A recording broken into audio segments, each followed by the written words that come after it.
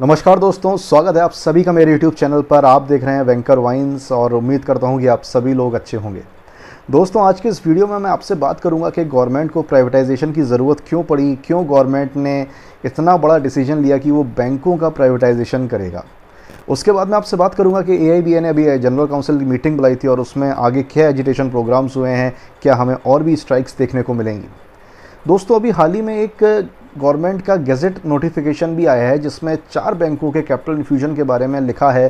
तो उसका प्राइवेटाइजेशन से क्या संबंध है, क्या हम कंक्लूजन निकाल सकते हैं प्राइवेटाइजेशन से उसका, इस बारे पर भी मैं आपसे बात करूंगा। और लास्ट में मैं आपसे बात करूंगा कि क्यों नॉर्मल पब्लिक को ऐसा लगता है कि प्राइवेटाइजेशन ज़रूरी है बैंकों का, और प्राइवेटाइजेशन होने से कस्टमर सर्विस इंप्रूव हो जाएगी। क्यों ये गलतफहमी उनके मन में है कि कस्टमर सर्विस गवर्नमेंट बैंक्स की ख़राब है। तो दोस्तों, इस वीडियो में मैं आपसे ये सारी बातें करूंगा। इस वीडियो में अंत तक बने रहिएगा मेरे साथ।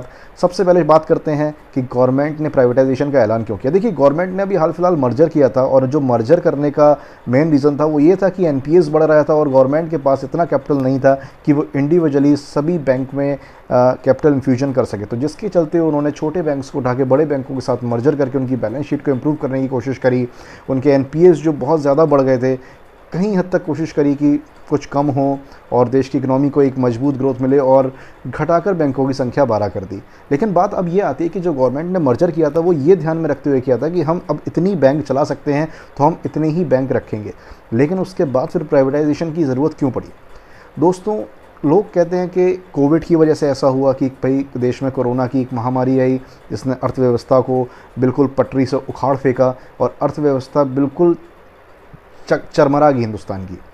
अब ऐसे में बात आती है कि प्राइवेटाइजेशन से अर्थव्यवस्था में सुधार आ जाएगा।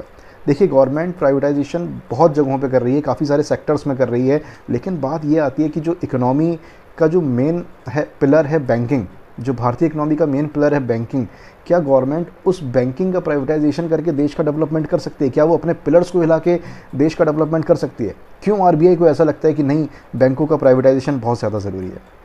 दोस्तों, प्राइवेटाइजेशन करके गवर्नमेंट कुछ स्टेक्स अपना उसमें सेल ऑफ करेगी। उसके बाद जो उसका फंड आएगा वो देश के आर्थिक डेवलपमेंट में, देश के प्रोग्रेस में वो सब यूज़ किए जाएंगे।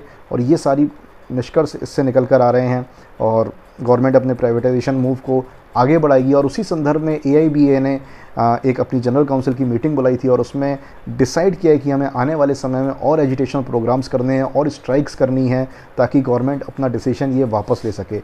AIBA ने बिल्कुल प्लानिंग करी है UFBO के अंडर में कि किस तरीके से हमें और नेशन वाइड पब्लिक से कांटेक्ट करना है, पब्लिक को इसके इल इफ़ेक्ट्स बताने हैं प्राइवेटाइजेशन के, और पब्लिक को अपने साथ करना है और गवर्नमेंट पर दबाव बनाकर प्राइवेटाइजेशन का जो उनका फ़ैसला है उसको उन्हें वापस लेना है।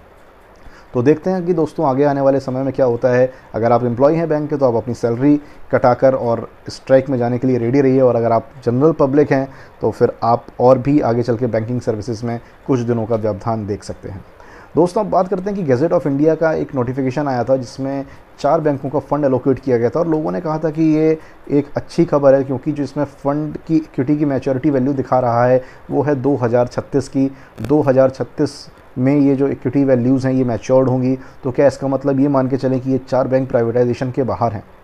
दोस्तों, ऐसा कुछ कह तो नहीं सकते हैं, बट मुझे ज़्यादा आइडिया नहीं है इन सब चीज़ों के बारे में। और अगर ऐसी खबर आ रही है तो फिर हमें ये तय हो चुका है कि वो 2 बैंक कौन से हैं जो प्राइवेट होने हैं। सिर्फ बैंक ऑफ महाराष्ट्र और पंजाब एंड सिंध बैंक ऐसे बच रहे हैं जिसमें गवर्नमेंट ने अभी हाल फिलहाल कोई कैपिटल इन्फ्यूजन नहीं किया है। लेकिन पंजाब एंड सिंध बैंक ने गवर्नमेंट ने लास्ट ईयर 5500 करोड़ का कैपिटल इन्फ्यूजन किया था।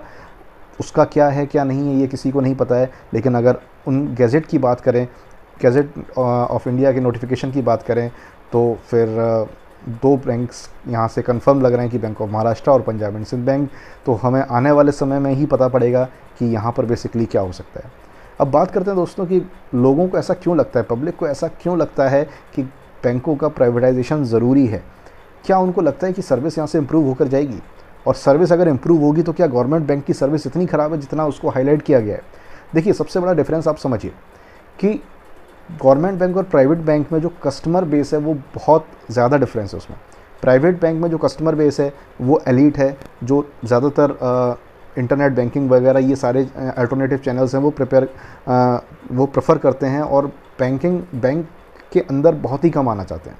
जबकि गवर्नमेंट बैंक में ऐसा नहीं है। हम लोग एक रूरल पॉपुलेशन, एक मिडिल क्लास और एक लोअर क्लास पॉपुलेशन के साथ जुड़े हुए हैं, जो कि अपने बैंक के छोटे से छोटे काम के लिए भी वो बैंक में आते हैं।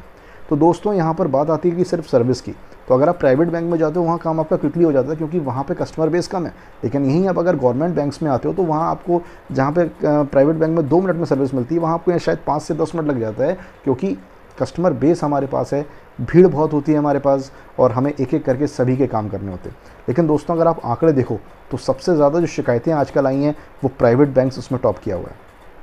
अब आपको यहाँ पर इस चार्ट में दिख रहा होगा कि किस तरीके से SBI में कंप्लेंट्स की संख्या ज़्यादा है, लेकिन SBI का कंप्लेंट्स प्लस SBI में कस्टमर बेस दोनों में अंतर है। अगर आप पूरा चार्ट ढंग से रीड करेंगे तो आपको पता पड़ेगा कि किस तरीके से प्राइवेट बैंक में कंप्लेंट्स सबसे ज़्यादा आती हैं। और उसका मेन रीज़न ये है कि जो हिडन चार्जेस प्राइवेट बैंक्स लगाते हैं, जो लोगों का पैसा कटता है, लोग अपने पैसा उनका बिना बताए कट जाता है, और वो उस पैसे की भरपाई करने के लिए कंप्लेंट्स पे कंप्लेंट्स डालते हैं, पर किसी की कंप्लेंट सुनी जाती है, किसी की कंप्लेंट नहीं सुनी जाती है।